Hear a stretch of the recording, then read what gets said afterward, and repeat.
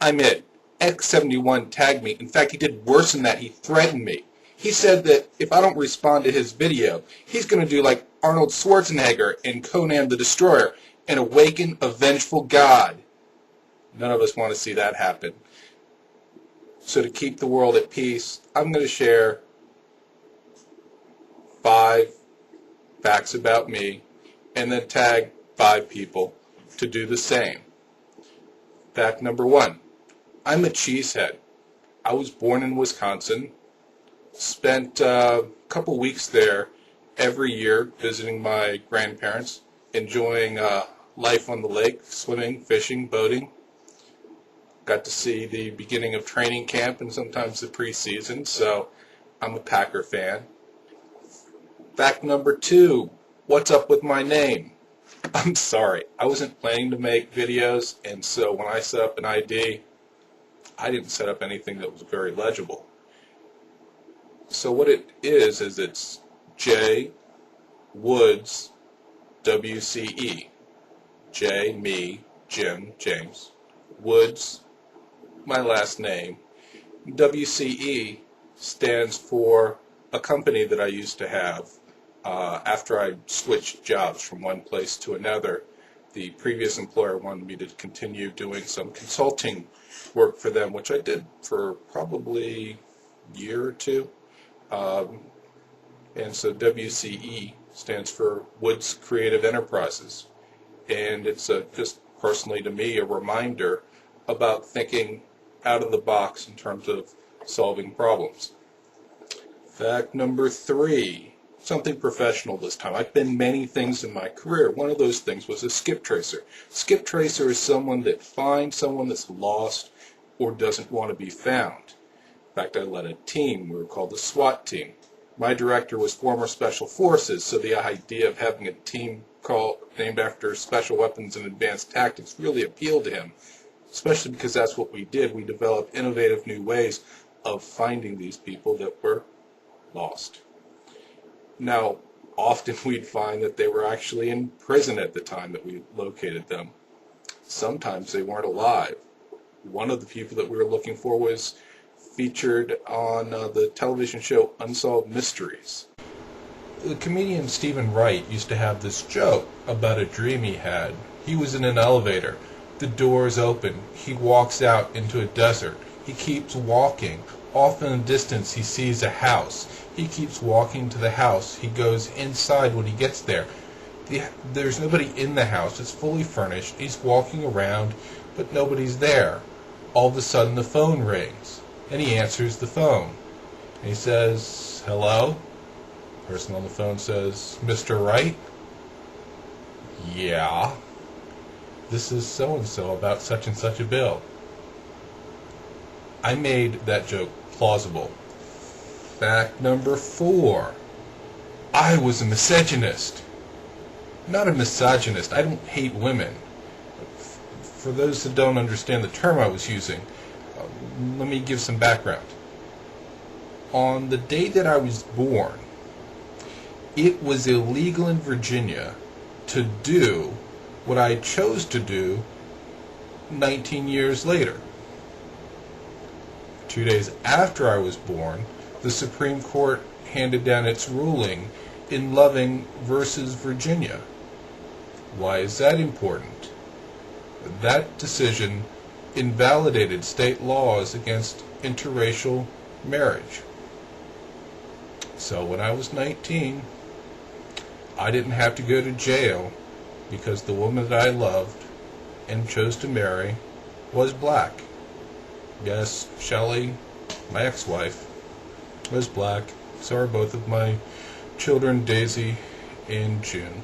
I guess how this is relevant to my YouTube videos is that if I make a controversial statement, such as that minimum wage laws are racist, or that I personally hate with a passion W.E.B. Du Bois, or that I denounce black studies programs as being based upon German philosophy, instead of having to explain that as an individualist and not a collectivist, race doesn't matter to me, I can just simply say, instead of some of my best friends, that the people that I love most in the entire world happen to be black.